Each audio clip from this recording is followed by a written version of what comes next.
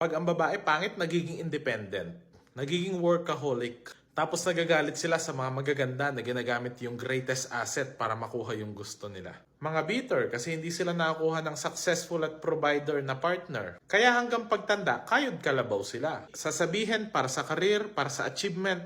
Daming pasikot-sikot, tinatakpan lang yung insecurities nila.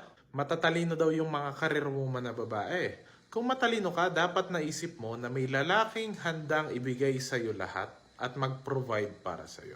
So bakit ka pa rin nagtatrabaho? Simple ng sagot kasi hindi ka maganda.